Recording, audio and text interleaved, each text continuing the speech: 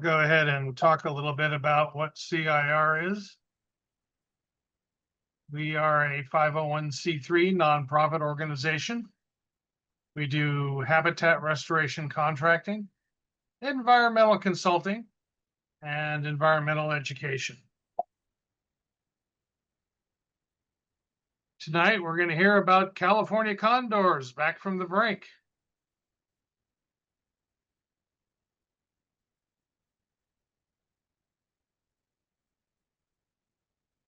And our presenter is Maria Montag.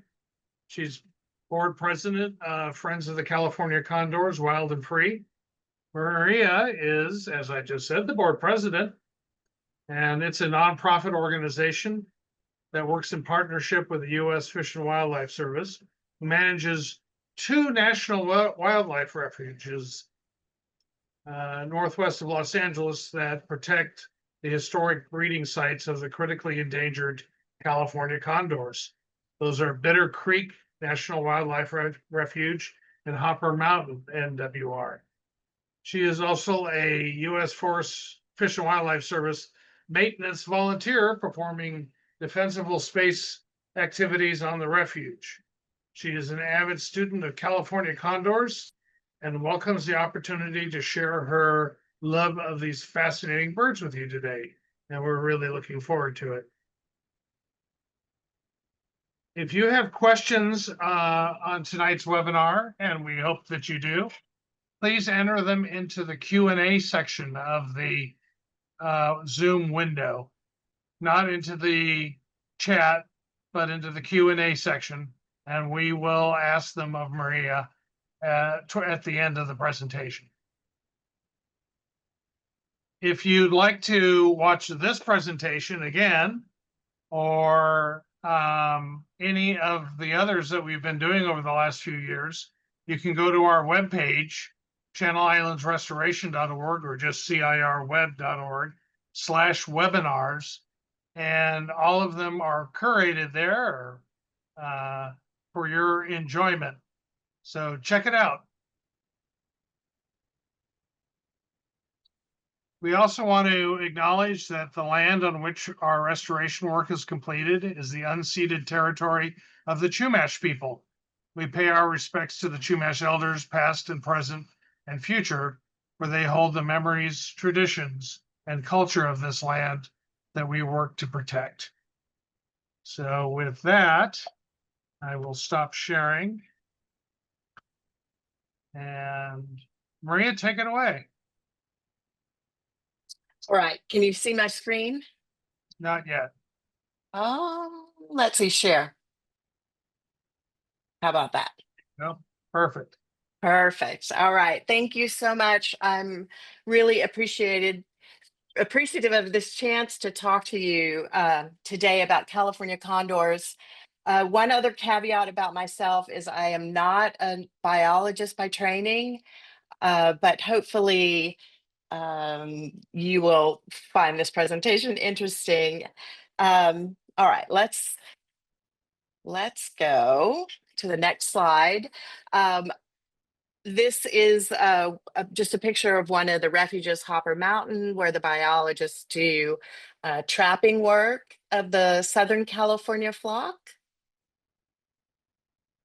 There are 7 New World vultures, and California condors are in that family. So these are all in the Western Hemisphere, mostly Central America down into South America. But of course, the turkey vulture ranges from Canada all the way down into South America. The American black vulture is located in the American Southeast. And we'll talk more specifically about the California condor, but I do want to point out the little scale at the bottom of this chart. The International Union for the Conservation of Nature publishes a red list, and basically it's a scale of how endangered species are. So it looks at overall population size, fragmentation of the population, its habitat, and then places species on the list accordingly. The California condor is listed as critically endangered, and all the rest of the guys on this list are in the least concern, except the Andean condor, and he's listed as vulnerable. So condors are famous for their size. They have a 9.5-foot wingspan. Their average weight is around 20 pounds, and their natural lifespan is greater than 60 years. Our oldest condor, I'll introduce him to you later, is 59 this year. So they have powerful beaks, which is their mechanism for tearing into big carcasses. They have keen eyesight, which is how they hunt. They either spot a carcass on the landscape or see other birds kettling over a carcass and then head over to join them. They have a poor sense of smell. Their feet are like chicken feet. They don't have talons, so they can't carry anything in their feet. But this type of foot allows them to walk around on the ground, scramble over rocks. They don't have vocal organs, so all they can do is snort and hiss and grunt by forcing air over their trachea. So we think that's one method of communication, but also their colorful bald head. They can blush and change the coloration. So we think that's a method that they're communicating with each other, as well as they can inflate their air sacs. You can see this condor in the upper right, his cheeks are all puffed out, and also they have air sacs in their neck. So they are excellent soarers. They use thermals hitting the mountains for soaring flight. That's orographic lift. They can get up to 15,000 feet and speeds up to 55 miles an hour, travel more than 150 miles in a day. So this heat chart on the left is the 2004 GPS hits just for the Southern California flock. I'll introduce you to the other flocks later. So you can see that it's quite a large range where they're ranging north up past San Luis Obispo, down through the backcountry of Santa Barbara, across the Transverse Range, east of Ventura, out through Tehachapi, and then up the western slope of the Southern Sierra, up past Fresno. So this range is about 220 miles north to south, and a condor can do that in a day or two. So they're obligate scavengers, which means they eat only carrion, so dead stuff that they find on the landscape. They can do this because of their ultra-acidic stomachs, and they also have a resistance to harmful bacteria like botulism. So condors, their niche is to be nature's cleanup crew. And they're estimated to eat about 525 pounds of carrion a year. And let me just point out the bottom right, that is a beached whale up in the Big Sur area. And those are 3 condors in the front with their wing tags, and they're working on breaking into the carcass. And there's 2 turkey vultures to the left of them waiting for the condors to do the hard work of opening up the carcass. So after they clean up the landscape, they like to clean up themselves. They really enjoy bathing. And if there is no bathing, they can rub their heads and necks and beaks on the ground to, to clean up. So this is a very scientific word. They're very flocky. They're social creatures. They like to roost together, fly together. Of course, they're on a carcass together. There's definitely a hierarchy in the flock where there's a big dog, and then all the youngest condors are at the bottom of the heap. And you can see an illustration of this in the lower right photo where all the 3 adult condors with the red heads are sitting at the top of the snag, and the juvenile is down underneath. And then in the photo on the bottom left, you can see the condor on the left definitely was sitting on the lower lower part of the snag the night before. So the photo in the upper left is the Bitter Creek flight pen where the biologists trap the birds to check on them. And so you can see that there's birds inside the flight pen, but also the wild free flying flock has stopped by to see why their buddies are in condor jail. They're super curious. So, where do condors come from? It first starts with courtship, where the birds will reach sexual maturity at 5 or 6 years old. They'll get this fully red head. Unfortunately, they don't all find a mate at that young age. There's the flight hierarchy they have to contend with, as well as identifying a nesting territory, just learning the ropes still of what to do. But once a male is ready to find a partner, he'll display to his potential mate. And that is this funny, almost vampire-ish looking pose that the male is doing in these 3 photos, and where he hangs his neck off and he sort of rocks his way back and forth, rocking on his feet, and gets all up in the female's business. And if the female is into him, she'll rub her neck on his neck. But if she's not, she'll give him the stiff wing and fly off or push him away. Once they do pair up, though, they perform this really incredibly beautiful synchronized pair flying, which is on the lower right.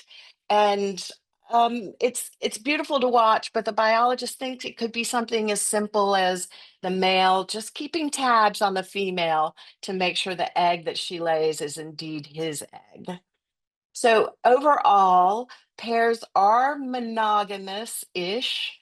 A common cause of finding a new mate would be just that they've lost a mate, that their mate has died. Another reason could be if a female has an opportunity to trade up in the flock hierarchy, she might trade up to a higher status male. So some condors actually form trios to raise a chick, and the trios can have either an extra male or female, but all 3 will perform the incubating and chick raising duties. So nesting. In the Southern California flock, the condor nests are all in rock caves, as you can see in the middle picture. But in the Central California and Northern California flocks, where they have access to redwood cavities, they can also use those. And in both of those side photos, if you look really closely, there's a full-size adult condor in the cavity of that giant redwood. So it gives you the scale of the redwoods is incredible.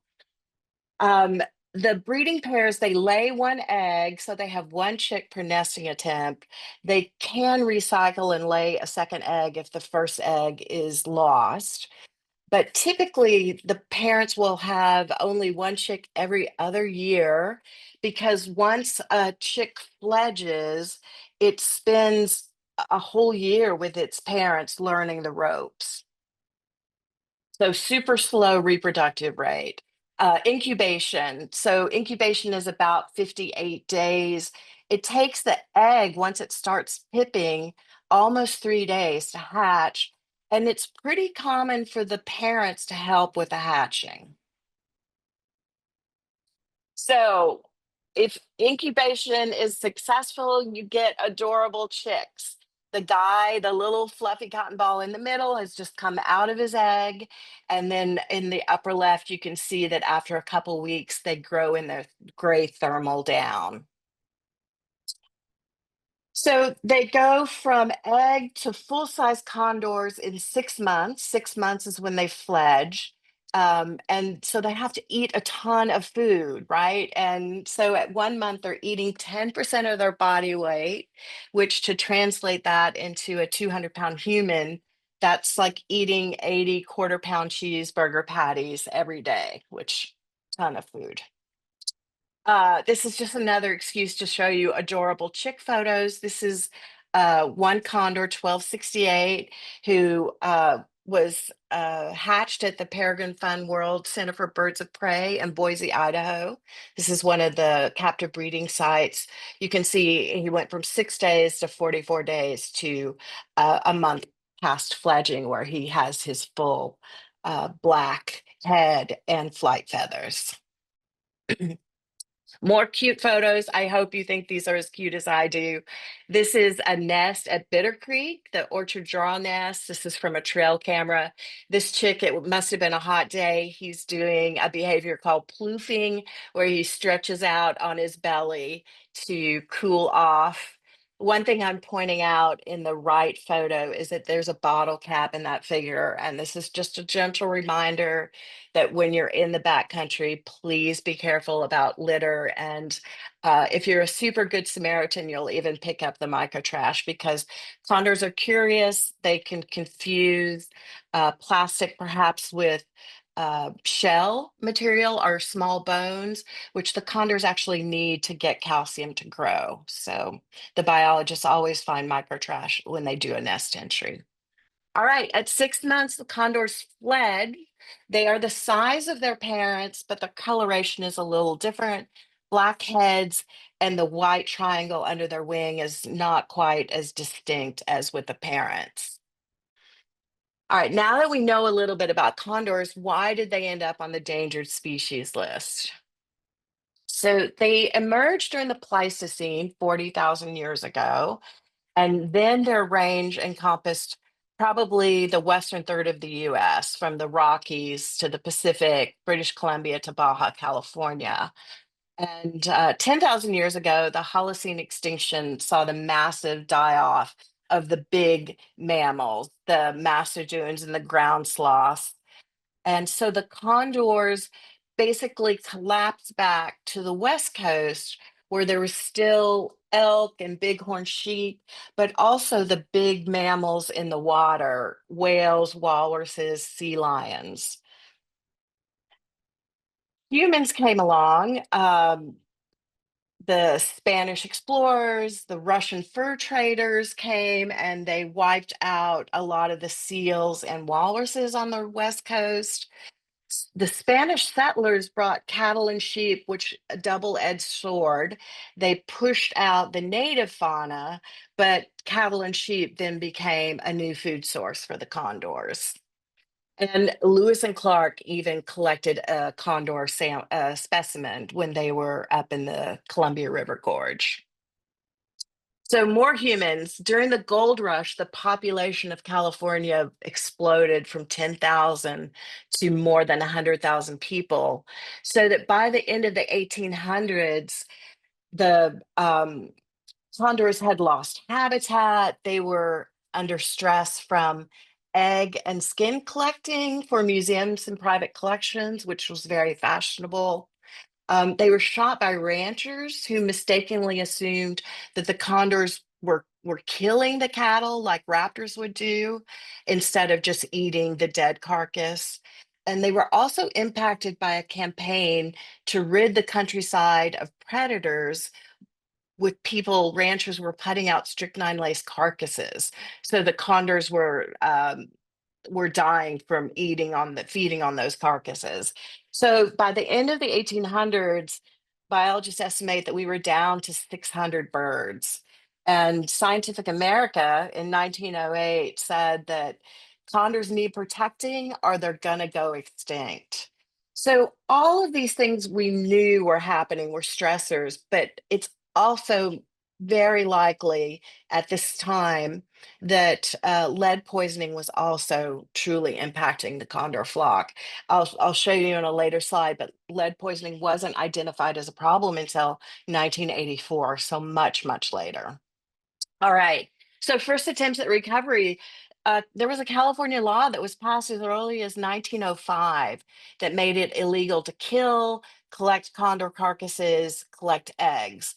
But of course, this is impossible to enforce because all this activity was taking place way out, away from any law enforcement eyes.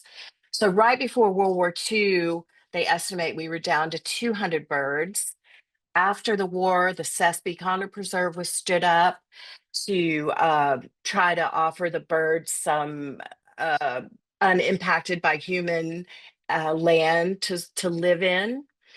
In 1950, about the same time, San Diego Zoo first proposed a captive breeding program to help the condors. So let's put a pin in that date and move on. So in the 60s and 70s, it was estimating we were down to 60 birds, which landed the California condor on the first revision of the endangered species list, which was the Endangered Species Preservation Act in 1966. And so the problem with this act was that it said we need to protect these species, but it didn't have any mechanisms to collect facts and data or any enforcement mechanisms in it.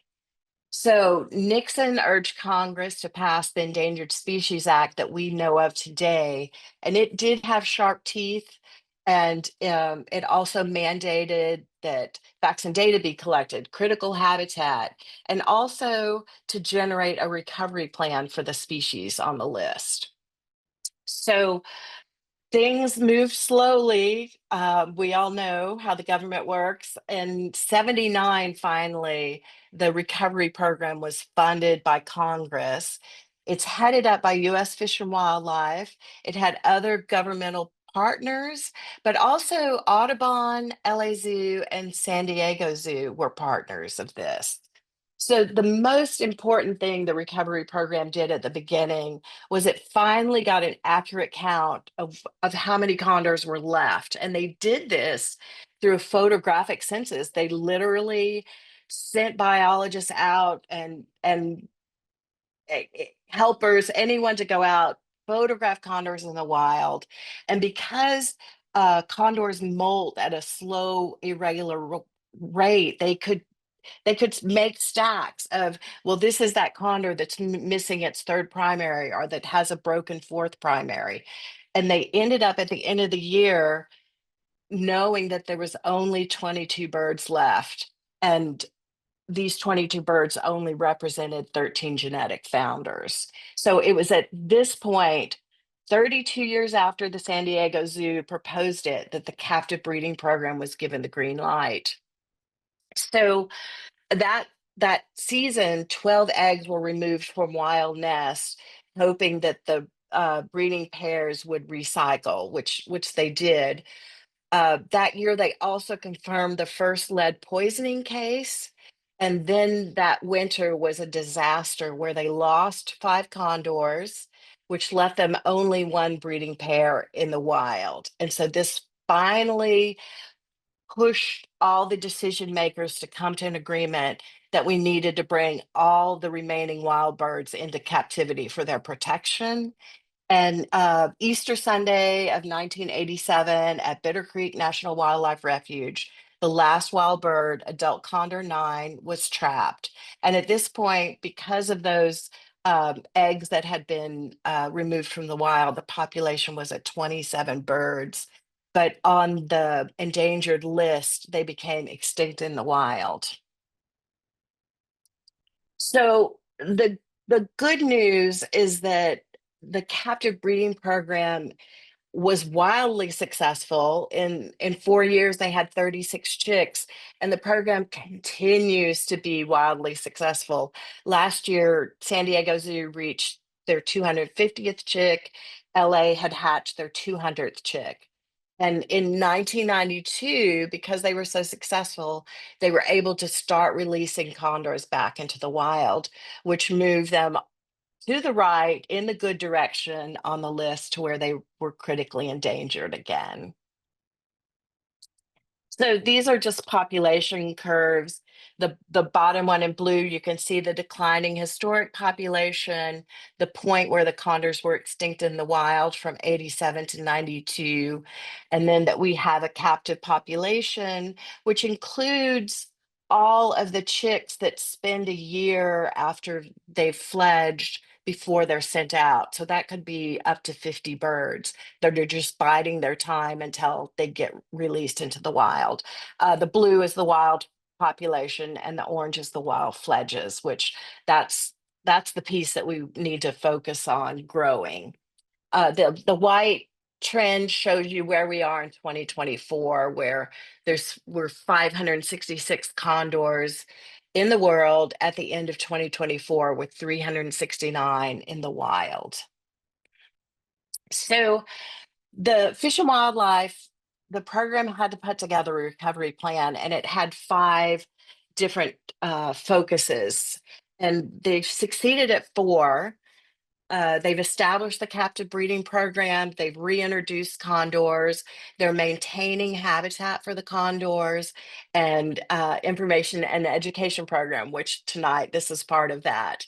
The one place that they are not um, meeting their goals is minimizing mortality factors in the natural environment. So we'll talk about that a little bit. So the recovery plan has an objective, which is to downlist the condors. And the criteria for that is to have 2 wild flocks that are spatially disjunct and a captive population, which we have. I'll show you, we've got a population in California and Arizona, and obviously the captive breeding programs. Where we're failing is that the wild populations are not reproductively self-sustaining.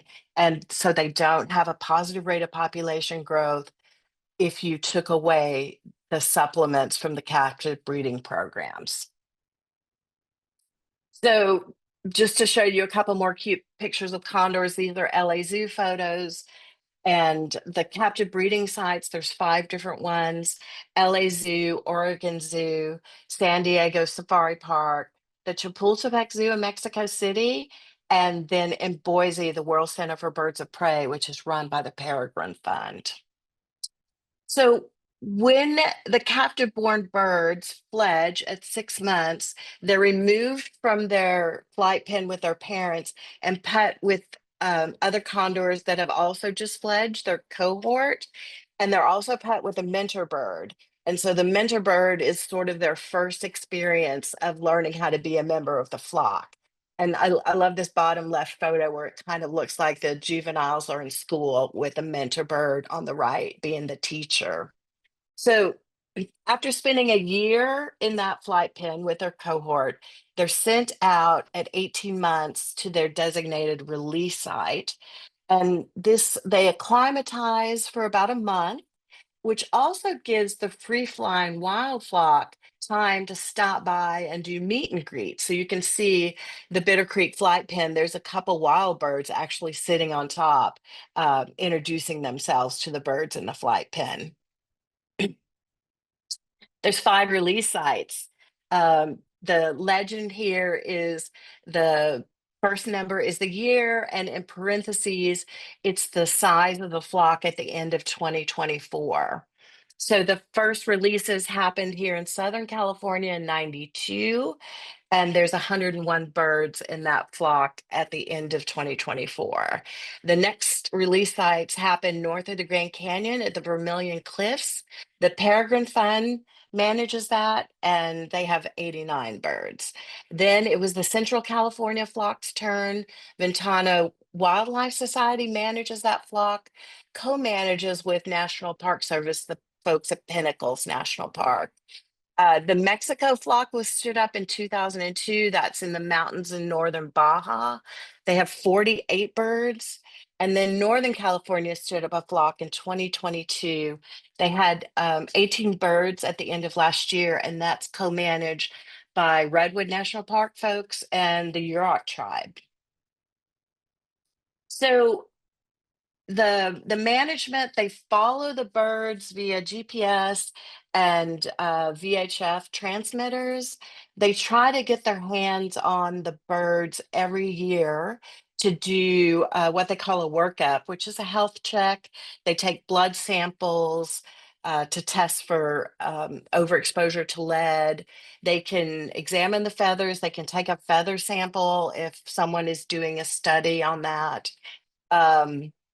They just check their overall appearance and behavior, and they'll do vaccinations, West Nile and highly pathogenic avian influenza vaccinations. They started these last 2 years. So if all looks good, the bird will be re-released into the wild. But if something looks out of normal, they can go to a vet facility.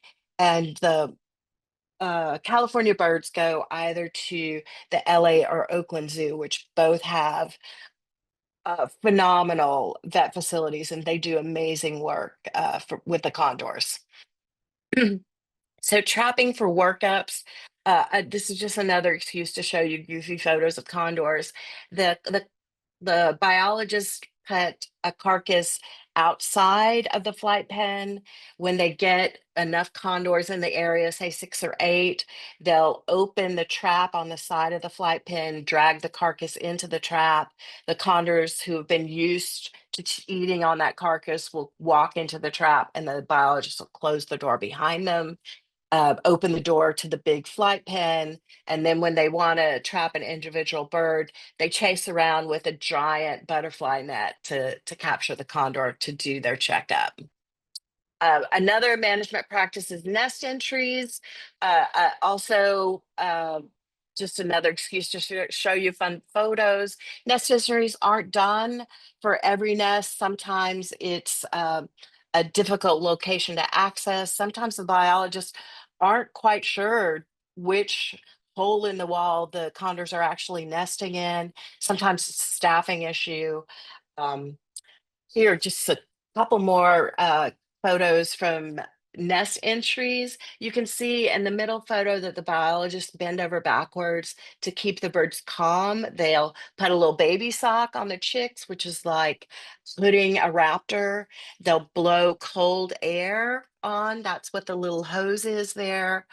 And don't miss in the lower left, the condor chick is laying across the biologist's lap and his little feet are dangling. I love that photo. All right. So what's killing condors in the wild? So because condors are endangered species, the biologists bend over backwards to retrieve the carcasses off the landscape and send them off to the Fish and Wildlife Lab for a necropsy. And they've managed since 1992 to recover about half of the birds. And this pie chart represents the necropsy results. So you can see that by far and away, the problem is lead poisoning. 50% of these birds have died because of lead poisoning. And if we just take a second to look at the other choices, um, there's power lines, shooting, and poisoning added together with lead poisoning. That's 64% of deaths on this pie chart are human related.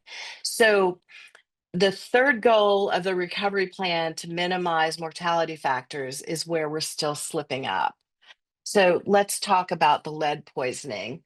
Um, Condors are being poisoned by lead through eating lead bullet fragments. When a lead bullet hits an animal, it fragments into all these little tiny pieces you can see in this central photo. And the condors will ingest that.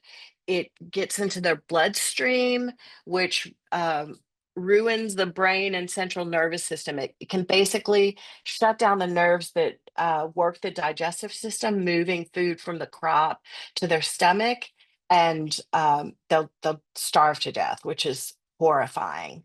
So, what can we do? Education is key.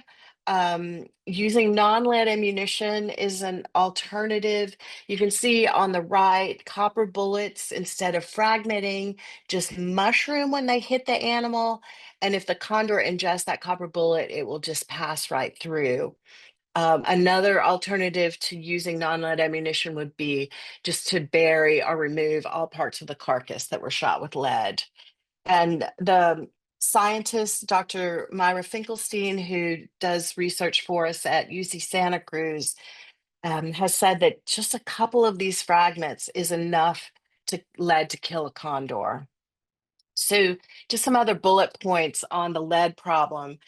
Testing shows that the majority of condors are flying around with blood lead levels that exceed the danger threshold for human children set by the CDC, and that nearly every bird in the wild will require emergency treatment before reaching the breeding age. And the emergency treatment would start with what's shown in this photo, chelation treatment, which is an attempt to bind to the lead to where the condors can pass that through their system. Good news is that data is showing that the state of California law that implemented a lead ban for hunting is hunters are complying with that. The problem is landowners aren't making the connection that pig depredation and squirrel eradication is also hunting to a condor. If it's a dead carcass on the landscape, the condor is going to eat it, regardless of whether the person was a hunter or a rancher just trying to get rid of a problem animal on their property. So the bottom line is that obviously lead exposure is the obstacle to the recovery of the condors. If we get the lead out of the landscape, not only will fewer birds die, but it'll also improve their overall health, which hopefully would improve reproduction rates, and that it would also help condors handle unexpected adversity, which HPI, you could say, fell into that bucket. So let's talk quickly about HPI, highly pathogenic avian influenza. In 2023, 21 condors died in a matter of a couple weeks in the Arizona-Utah flock from, this is bird flu, is another word for it. Luckily in California, no birds have tested positive. We're starting to vaccinate all the birds, wild birds, and actually the captive birds as well. A twist on the H-Pi bird flu is that H-Pi is now in California dairy cattle, and that California dairy stillborn calves was what the condor biologists were using for trapping when they were doing workups on the birds, and that was a free source of carcasses. And now they're having to purchase food, and Friends of Condors is fundraising and purchasing food for the biologists to use. We just bought $900 worth of carcasses from Costco, so it's a huge problem. But my little boombox on the bottom is that yes, it sounds like 21 birds lost. That's a huge problem. But in that same flock, they lost 18 birds to lead poisoning over a period of 2 years. So lead poisoning is the constant ongoing problem. HPI we can work around, right? We've got vaccines now. So why am I hopeful? Just that tangential story about the Klamath Dam removals. We know that those 4 dams finally came down last fall after the movement started demanding it. 20 years before that and 40 years before that were the first people that were envisioning the dams to come down.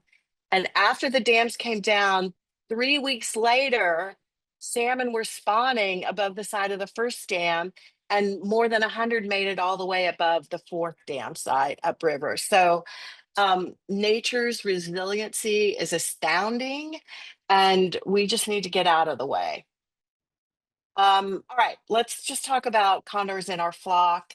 AC1 Topa Topa is the old man. He's 59. He's in the captive breeding program in the LA Zoo. He's fathered 38 offspring and still counting. And then the picture on the right is adult condor 4.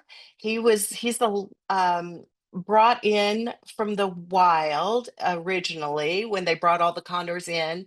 He's 45. He's part of the wild Southern California flock, but of course, he was part of the breeding program when he was brought in. He fathered 29 offspring.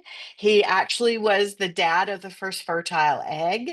He was released back into the wild in 2015, and incredibly, he flew from Bitter Creek straight back to the Santa Barbara Canyon where he had been born 35 years earlier. So just amazing. His other claim to fame is he is an incredible dad. He and his mate hatched a chick in 2021, and the female died a week after the hatch, and the biologist knew that the female had died of lead poisoning, and so they wrote that nest off as a nest failure. And they were surprised when AC4 showed up at the trapping site 6 months later with an untagged juvenile. And of course, they did the workup. Blood work shows that AC4 was the dad. So the dad managed to feed the chick in the nest for 6 months, and then the chick was able to fledge. So incredible dad. These birds are really incredible. All right, the most important question for you is, did you see a condor? The two photos on the left are showing a turkey vulture in comparison with a condor. And that's, of course, the most common mistake, where you mistake a turkey vulture for a condor. But you can see that the white on a turkey vulture's underside is on the trailing edge, and for a condor, it's on the front of the wing. And in flight, turkey vultures have that wobble. They also fly typically with their wings up in a dihedral, that V shape slightly. There's also photos, fun photos for you to see the size of a red tail and also a raven. You can see condors in the wild. Come out to Bitter Creek. There's an overlook where we stand up the first and third Saturdays throughout the summer. We'll have a scope and binoculars and help you try to spot condors. Of course, Pinnacles National Park is a great place. I want to give a plug to Navajo Bridge in Marble Canyon, so just north of the Grand Canyon. I took my 93-year-old dad there. We drove up to the parking lot that's right next to the bridge. It's a pedestrian bridge. He took 10 steps out onto the bridge and he saw condors. So he might not understand my infatuation with the birds, but at least I got him to see real condors. You can see condors in captivity. Four of the zoos in California have them on display: Oakland, Santa Barbara, Palm, which is in Bakersfield, and the Safari Park. And LA Zoo has a condor in their bird show. So what condor did I see? If you're lucky enough to see a condor in the wild, condorspotter.com, which is also an app for your phone. You can pick which flock, what color, wing tag, what the number is. And then I've clicked the thing on the lower left. I've clicked on 56, and it shows me how old she is, that she was hatched in the LA Zoo, who her parents were, who her siblings are, who she's paired with. But key there is she has a fostered offspring, but she doesn't have a biological offspring. So this is a 28-year-old bird who hasn't had one chick yet. So reproduction is difficult if you're a condor. Social medias, check us out on Friend of Condors. There's also some incredible live streaming cameras. Explore.org has cameras on the Central California flock. The Yurok tribe has an incredible feed at their release site. There's lots of fun Facebook pages. The second one, the California Condor Recovery Group, is kind of a clearinghouse. They'll repost any condor material that comes up on those other Facebook pages. How can you help? You can come out and volunteer with us at our refuge workdays or our outreach events. You can donate to us, of course. You can recommend us for grants. Please, please, please talk to everyone about the importance of using non-lead ammunition. And all right, Condor Recovery Program, it takes a village. All of these different entities work together to help the condors. And all right, now that's it. I'll take some questions. What an excellent presentation. Thanks. Really wonderful, Maria. And we do have a bunch of questions and some still coming in. So if you have any more questions, please enter them into the Q&A and we'll get to them. Eric asks, are condors negatively impacted by the SpaceX launches at Vandenberg Space Force Base? These launches appear to be adversely affecting elephant seals in their nesting area. I don't have any data on that. There's no nests that are in that area. That's all I can tell you. Okay. Bella, when you were talking about the part in the first 15 minutes of the 3 condors raising a chick, Bella asked, how can the male tell if it's his egg? So that's interesting. They don't know because especially early in the program, um, if if an egg, the biologist did a lot more nest entries. They would candle the egg, they would see that it was infertile, and then they would take an egg from the captive breeding program and replace the egg. So that egg, neither of the wild parents were their parents, and the condors, that's what we call fostering. The condors took to those chicks just like they were their own. So the condors don't know. It's and the obviously the biologists don't know either until they do the workup.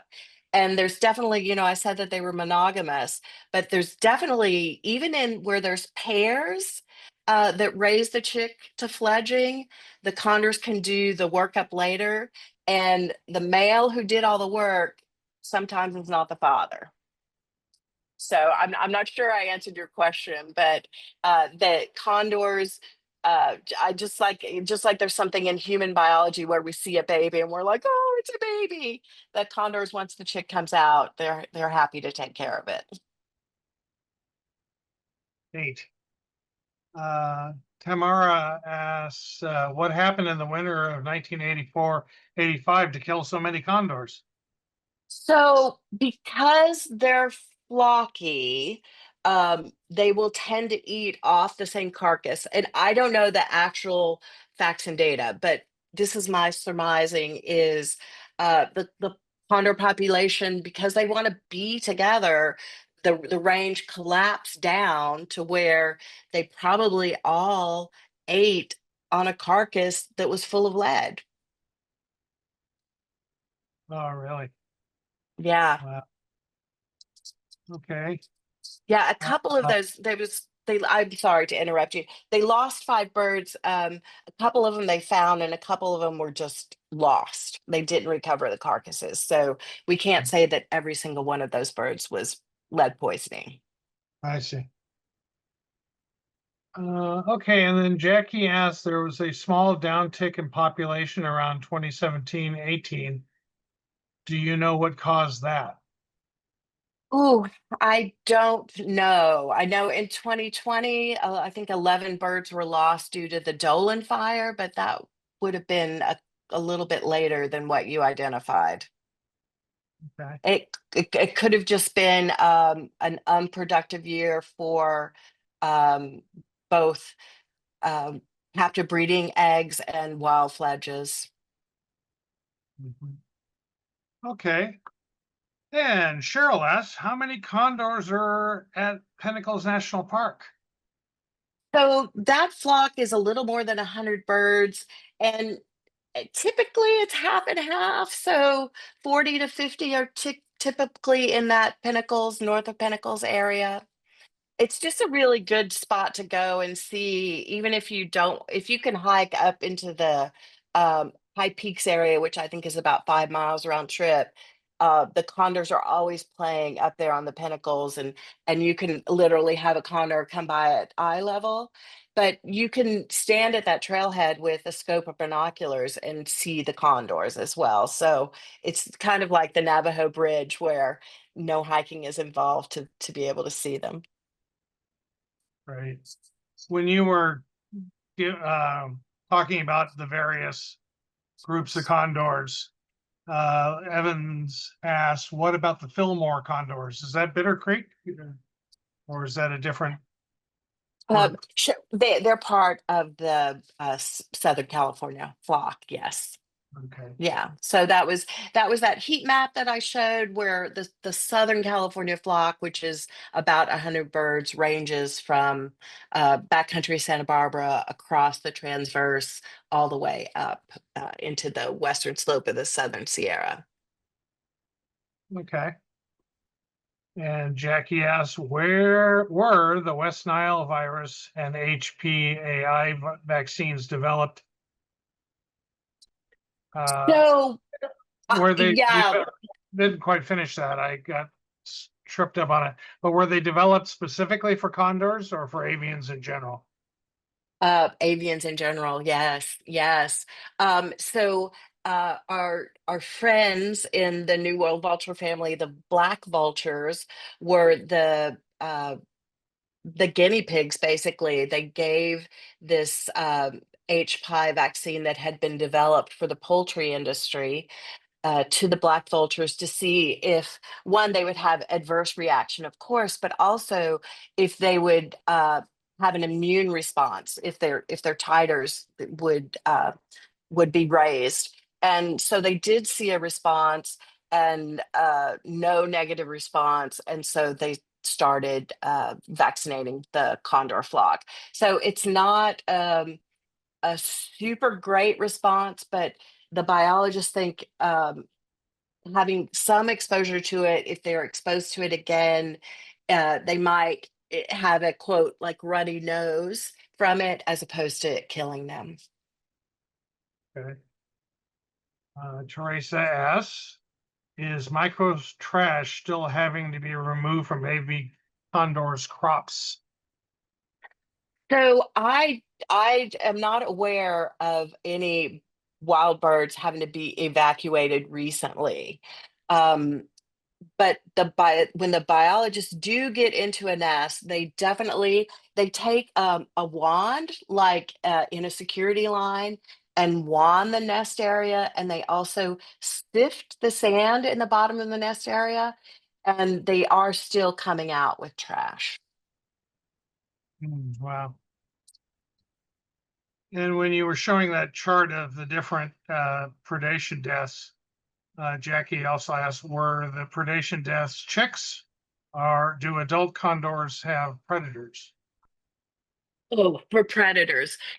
Right. It is typically uh chicks in the nest or a very young fledgling who has picked a poor perch, like within like a coyote's reach.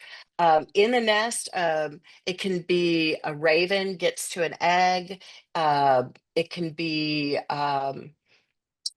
golden eagles can once a chick starts venturing out and starts spreading his wings and flapping, that could be a golden eagle. There's a great video from, I believe, the Tom's Canyon chick. You can do a YouTube search and something like, Tom's Canyon golden eagle, and there's some great footage of the golden eagle coming down, and it doesn't get the chick poops his pants and runs back into the cave, and then the parent condors come flying to chase the golden off. And there was actually a camera inside that nest cave, and you can see the little baby cowering in the corner and breathing really heavily. So I only smile and laugh about it now because the chick was safe. But yeah, that would be where predators would come in. And Paige had the same question, basically. You just answered it. But Marguerite has a neat question. What makes California Condor special to you? How did your affinity with them start? Oh gosh, I grew up loving raptors. If you can't tell, I grew up in the Houston, Texas area, and hawks and black vultures and turkey vultures were everywhere. And then just like everyone in the pandemic, I don't know if you guys started watching the eagles out in Big Bear, and that led me to, oh, look at this adorable condor nest. And I was lucky to retire early, and my friends were like, what are you gonna do? You're gonna be bored. I'm like, no, somebody's gonna let me chomp around in the wilderness and count mushrooms. And right as I was retiring, Hopper Mountain put out a call for a maintenance volunteer. And I said, oh my gosh, this is my alley. It's a vulture, it's a condor, and I can be out in the wilderness. So I don't know. That's how I got there. How neat. Well, in addition to the questions, people were typing in how much they enjoyed the presentation. Maria, it was wonderful. It was great. Yeah. And for those who haven't heard, this presentation will be available on our website in a day or so, or maybe by Monday at the latest, at channelislandsrestoration.org/webinars or cirweb.org/webinars. So you can watch the whole thing if you missed any of it, or see it all again. And thank you so much, Maria. Thank you for listening. I really appreciate it. Thank you. Oh, wait a minute. I'm sorry. There was one other question I forgot to ask. Maria, you still there? I'm here. Yeah. I got it by text from our board president. So she's like, you forgot. Oh, and I did. I had it written down, but somehow I skipped over it. Sorry about that, Connie. She asked if there's any plans to release condors in the Santa Monica Mountains. No, I think the Santa Monica Mountains, if the condors range there themselves, so be it. But I'm not sure that the habitat would be good for them as far as breeding caves. Um, Too many people, so our biologists would not be promoting that. Yeah, no plans. There are definitely the nest purse up in the Idaho area are interested in standing up a flock. Yes, there's definitely discussions about future flocks. Okay, great. Well, that was it. I don't think I missed any others. So thank you again, Maria. Excellent job. People just loved it. It's obvious from the comments. Super. Okay. Have a good evening, everyone. Thanks for watching. And when's our next webinar, John? It's August 6th, and that's with the Channel Islands Marine Sanctuary. Oh, good. Very good. So good evening, everyone. And thanks for joining us.